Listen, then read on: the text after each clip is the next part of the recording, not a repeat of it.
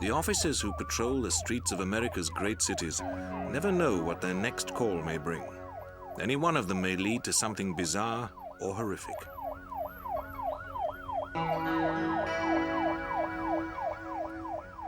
On the evening of the 24th of March, 1987, the Philadelphia police received a call from a man reporting that his girlfriend, who had been missing for almost 5 months, had reappeared.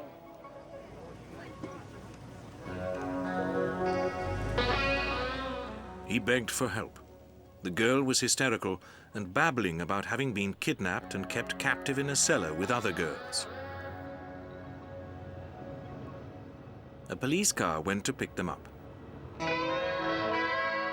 And Vincent Nelson and Josefina Rivera were taken to the police station. Josefina revealed that she had got away by persuading her captor to let her go for an hour to see her children.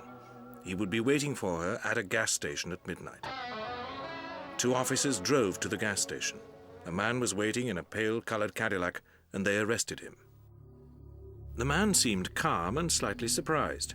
He gave his name as Gary Heidnik and said that he lived at 3520 North Marshall Street. Early the next morning, police got a search warrant and drove to the house. In the cellar, they found 2 black women. They were naked and chained and shackled. Concealed in a shallow pit was another naked girl. All 3 women were starving and filthy. An ambulance was called, and the police began to search the rest of the house. As officers were watched removing items from the house, they were initially tight-lipped about the horrific nature of what they were discovering. For in the kitchen, they had found a cooking pot with a human rib. In the fridge was a human arm. A police spokesman tried to be unsensational. We found some what we believe to be human extremities, arms, possibly a knee. We're not exactly sure. That has to be analyzed and looked at further. The police were now getting a detailed picture of what had happened, since Josefina Rivera was now talking about her ordeal. She was a prostitute who operated in the northern slums of Philadelphia. On the evening of the 26th of November, 1986, she had gone to the home of a tall, dark, and bearded man. They had sex, and when she tried to leave, he handcuffed her and dragged her down into the cellar. There, he shackled her and chained her by the ankle to a pipe which ran across the ceiling. Over the next few months, Heidnik brought 5 other girls back to the cellar, starting with a friend, Sandra Lindsay, on the 29th of November. 19-year-old Lisa Thomas was seized on the 22nd of December, followed by 23-year-old Deborah Dudley on New Year's Day in 1987. 18-year-old prostitute Jacqueline Askins on the 18th of January. And Agnes Adams on the 23rd of March, 1987, the day before Josefina escaped.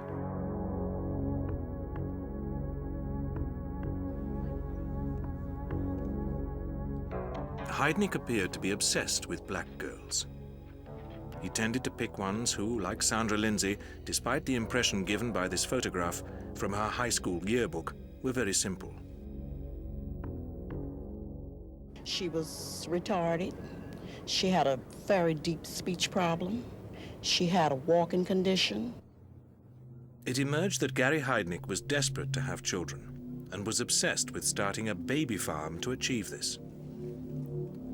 But no matter what the reasons, many felt that his actions were so monstrous that special punishment should be considered. Yeah. I think he should be chained up like those girls were chained up and not fed like they were. He should get a taste of his own medicine. The women were forced to have sex with Heidnik, or each other, most days, and were often beaten up. Sandra Lindsay died after being kept hanging from an overhead pipe for a week as a punishment. Heidnik had then dragged her body upstairs. A little later, a pungent smell of cooking came down into the cellar. A little later, Deborah Dudley, who had attempted to fight back, was taken upstairs and shown Sandra Lindsay's head in a cooking pot and her ribs in a roasting pan. As the police investigation went on, it emerged that this had almost caused Heidnik to be caught. On the 10th of February 1987, neighbors reported an appalling stench of burning flesh to the police. A new young policeman was sent to investigate. Heidnik told him calmly that he had burnt his dinner. A check with the police computer showed no previous records, so the policeman drove off without further investigation. The women remained in the cellar. Deborah Dudley continued to resist, so Heidnik put her in the pit.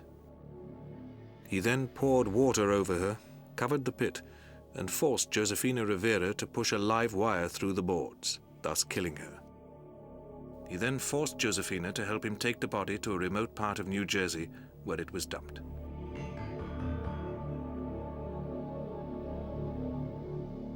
Confident that this put Josefina completely in his power, Heidnik began allowing her more freedom. She took the opportunity to escape and was later able to guide the police to where Deborah Dudley had been buried.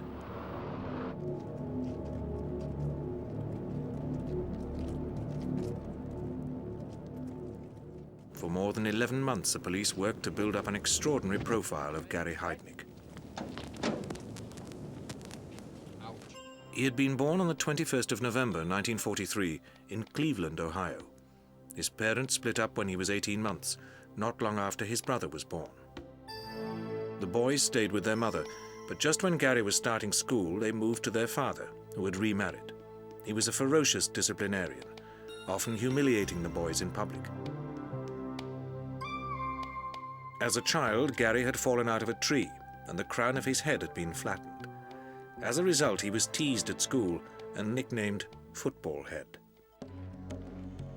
From the age of 13, he had been fascinated by the military and joined up in October 1961. But he was soon in hospital requiring treatment for psychiatric problems. Within 18 months, he was given an honorable discharge and awarded a disability pension of $2,000 a month. With this, Heidnik settled in Pittsburgh. But his treatment for mental illness in the Army was only the first of more than 20 documented admissions to various mental hospitals over the next 25 years. Despite this, in 1971, Heidnik applied for a license to start his own church. He claimed to want to help the mentally and physically handicapped. Amazingly, permission was granted on the 12th of October 1971, and the United Church of the Ministers of God came into being. Heidnik was bishop, with his brother Terry on the board. Most of the congregation were poor blacks, often mental or physical cripples, and many of them female. But what the church did enable Heidnik to do was to demonstrate his considerable intelligence and financial acumen. In 1975, Bishop Heidnik put $1,500 into a trading account on Wall Street. Over the next 10 years, this grew to more than $500,000.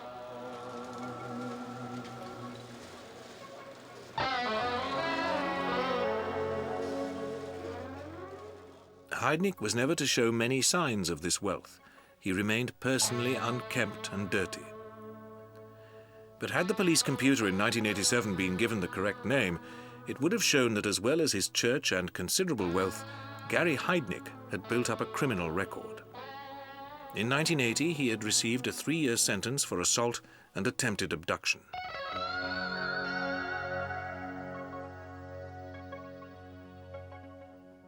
He had then married a Filipino girl, Betty Disto, who soon charged him with spousal rape and indecent assault.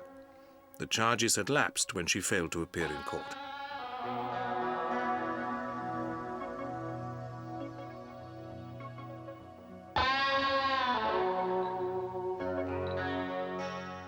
When the press revealed the facts of the background of the madman of Marshall Street, there was an outcry that such a man had been allowed to roam free in society.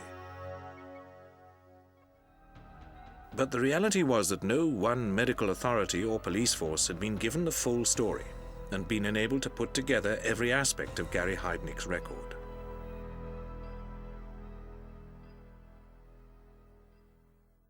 Similar circumstances contributed to another case in July 1991 in Milwaukee, which had many parallels. Once again, the alarm was raised late in the evening when police officers were confronted with a man who had a story of rape and murder. 32-year-old Tracy Edwards had been in a shopping mall with some friends when a tall, blonde, good-looking young white man had greeted them and soon suggested that they go back to his place for a party. Edwards accompanied him, while his friends went to get some drinks before following on. They were to discover that they had been given a false address. When Edwards became concerned that his friends had not arrived and tried to leave, the young man pulled out a knife. He told Edwards to strip so that he could take some photographs, and threatened to kill him and eat his heart if he did not. As the man was setting up his camera, Edwards managed to hit him on the side of the head and race out of the apartment. He found the police nearby, and together they went back, with Edwards gasping out his story.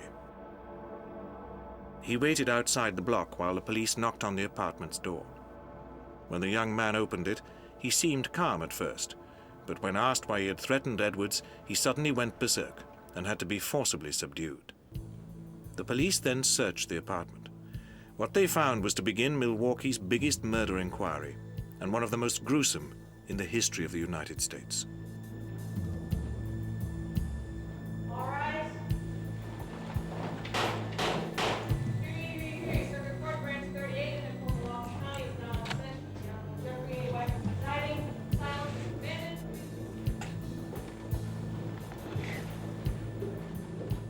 For the young man appearing at this pre-trial hearing was named Jeffrey Dahmer.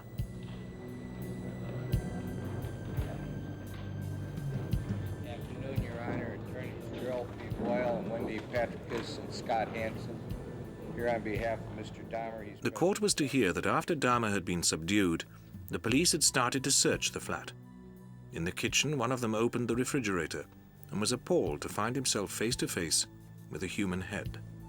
There were 3 more heads in a freezer, together with bags of flesh. Another 3 skulls were found in a filing cabinet, 2 in a pan and 2 in a box, while a stinking blue plastic barrel contained 3 male torsos. As onlookers gathered, the police were able to identify some of the victims and advise their stunned families. You always thought about something happened to other people's kids, but you never think about it until it hit your child, your only child, I feel somewhat relieved because now I know where my son is and that we can take his remains and put him to rest, because I had been praying and asking in the Lord Jesus Christ's name to let me know where my son was.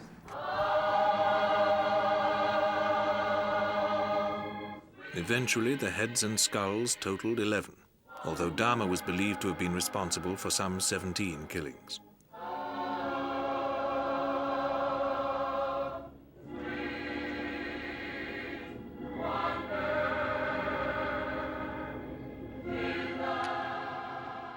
At the pre-trial hearings, the man apparently responsible for such grief sat calmly beside his lawyers.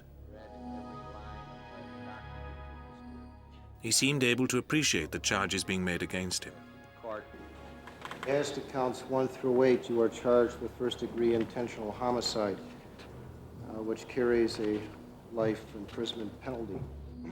But some people felt that the impassivity with which Dahmer listened to this catalogue of crimes suggested that in fact he could not grasp their enormity. Do you understand that? Yes, I do, Your Honor. You also understand. But this was a feeling which was not accepted by the prosecution, which was concerned that Wisconsin did not have the death penalty. If there is a state that we can have a provable case that has a death penalty, I'm going to relinquish our prosecution to that state after Milwaukee. I'm not going to interfere with any state that has the ability to prosecute with the potential of a death penalty. As the pre-trial hearings continued and the enormity of what had happened became clear, the mood in many parts of Milwaukee began to change. Right now, a lot are angry, they're hurt, people are in mourning for the city, for the people that were lost. They're angry that why their son died like this. 3 years ago, this was probably one of the safest cities in the country to live. Dahmer was brought to trial in January 1992 before Judge Lawrence Graham, charged with 15 murders where the victims had been identified. His defense attorneys had attempted to plead guilty but insane, but the prosecution refused to accept this, so the full grisly story had to be presented in court. Jeffrey Dahmer had been born on the 21st of May 1960 in Milwaukee. Both his parents were strong characters, with his father often away on business. The marriage broke up when Dahmer was 18 in a long and messy divorce.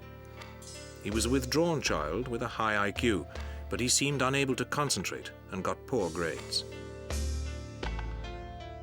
Some of his school friends, like Marty Schmidt, seemed to sense a fatal weakness even then. It just seemed to me that he was so lost that I felt real strongly, always like something very tragic was going to happen. Nevertheless, Dahmer got a place at Ohio State University to study business, but soon dropped out with severe alcoholic problems.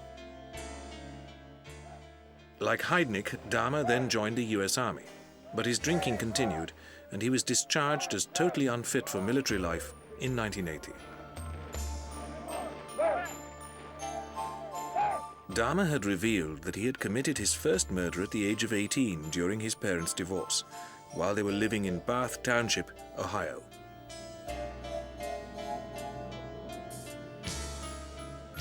His father had already left home, and his mother was away. Lonely, Dahmer had gone out to find some company. He picked up a young white male hitchhiker and took him home. They drank some beers, but when the boy tried to leave, this seems to have triggered some terrible feeling of rejection in Dahmer. The local Ohio police chief told a news conference what had happened next. When Jeffrey picked up a barbell and struck him in the backside of the head, he later then strangled him with the same barbell and then took him to a location where the body was dismembered, and then later, several days later, took the body parts and disposed of them. Dahmer did this so effectively that 13 years later, the police could find virtually no trace of a body. Only after Dahmer had been shown photographs of boys who had disappeared nearby and identified one, were the police able to put a tentative name to the missing boy. But we feel from the information that he gave us about Stephen Hicks, something that belonging that he had that no one was aware of, would be a very good indication that it is Stephen Hicks. After his discharge from the army, Dahmer had moved in with his grandmother on the outskirts of Milwaukee. He got a job at a local factory and soon became well known in the city's gay bars. In September 1986, he was accused of exposing himself to two 12-year-old boys and put on probation for a year.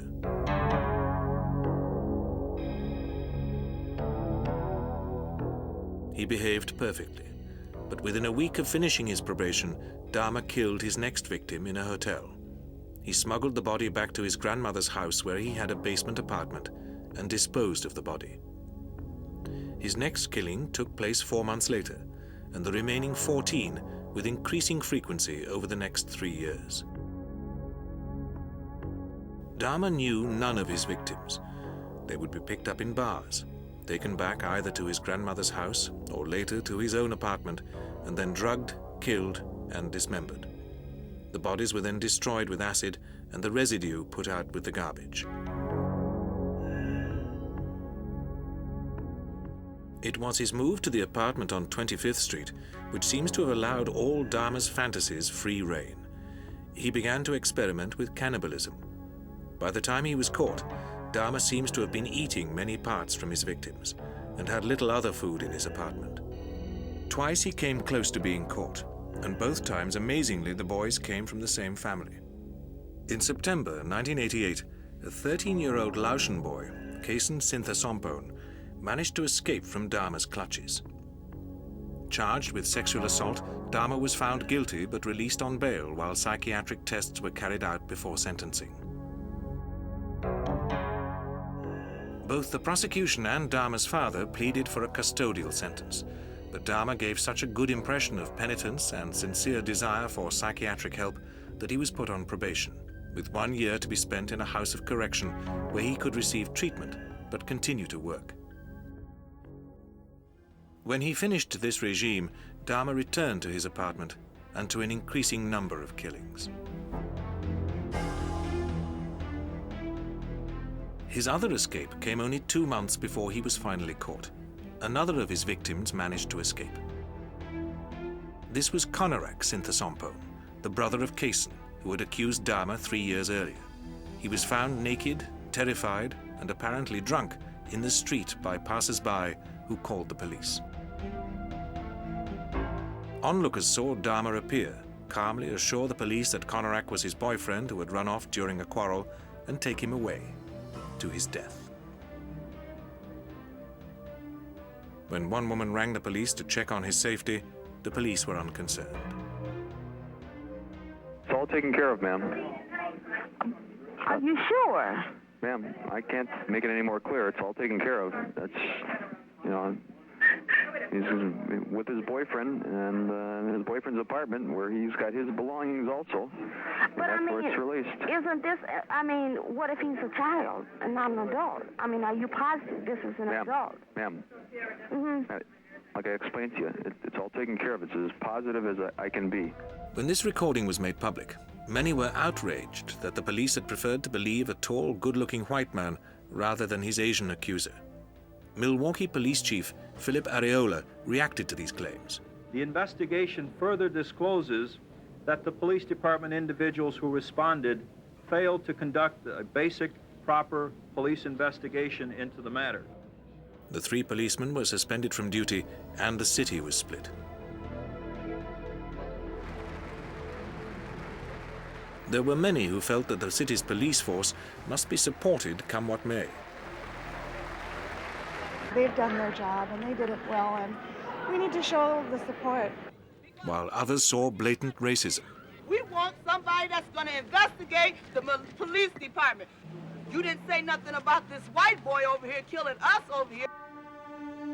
As the trial went on, there was speculation as to what had inspired Dahmer to commit his dreadful crimes. One police investigator claimed that Dahmer had killed his victims so that they wouldn't leave him, just as Heidnik had imprisoned his girls. But for the prosecutor, this suggestion that he had in effect killed for company ignored the main point. Unlike other serial killers, Dahmer had become a cannibal. We're not talking about an urge to eat chocolate-covered donuts. We're talking about an urge for corpses.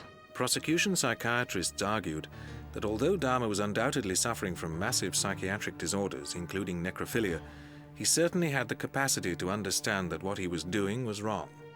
The jury agreed, and on the 15th of February, Judge Graham read out their verdicts. State of Wisconsin versus Jeffrey Dahmer, case number F912542, special verdict, question number 1.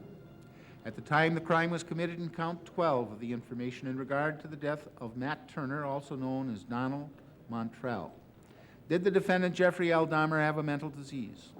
Answer, no. Dahmer was found guilty on each of the 15 counts he had been charged with.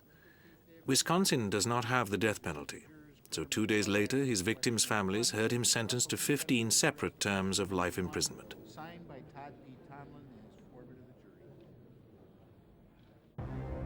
Dahmer claimed that he had no idea why he committed such appalling acts. Psychiatrists speculated that he had a split personality brought on by childhood feelings of loneliness and insecurity. Whatever the explanation, he could seem rational and convincing while disguising his anger and resentment at humanity, his morbid obsession with death and violence, and his dreadful sexual desires. But Dahmer did not survive for long. His life ended only 2 years later, when he was murdered in prison by one of his fellow inmates.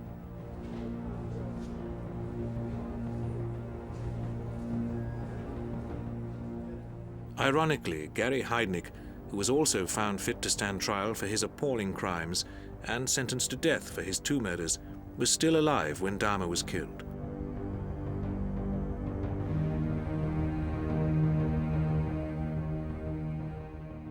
Despite his pleas to the Pennsylvania Supreme Court that he should be allowed to die, appeals were still keeping him from execution.